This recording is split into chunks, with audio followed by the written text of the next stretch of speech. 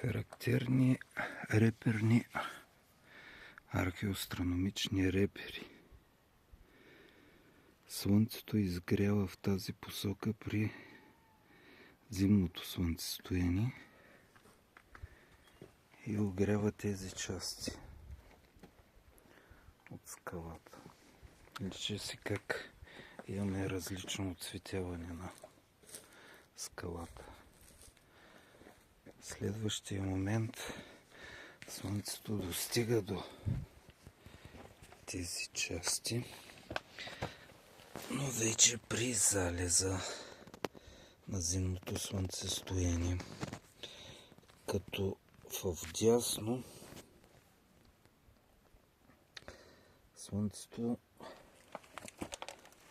залязва в тази участъци до равноденствието.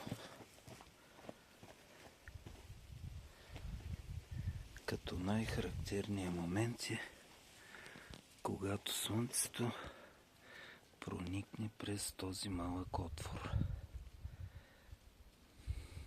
който е изкуствено направен, и достигне до тези части на скалата.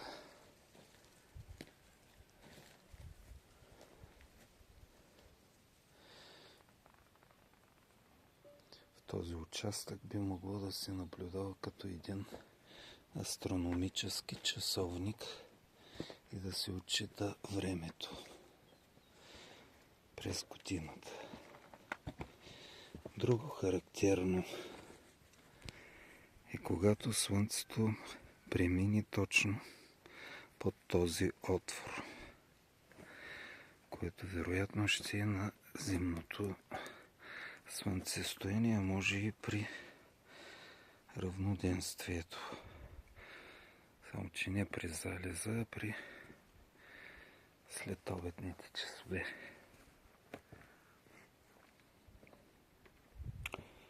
И слънчевото петно да достигне до тези части на скаличките.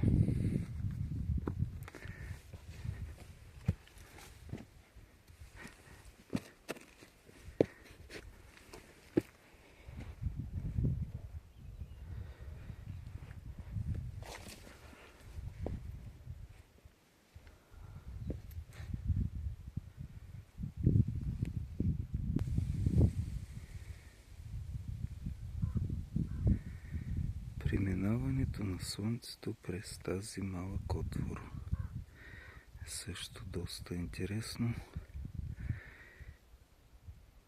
Вероятно при равноденствието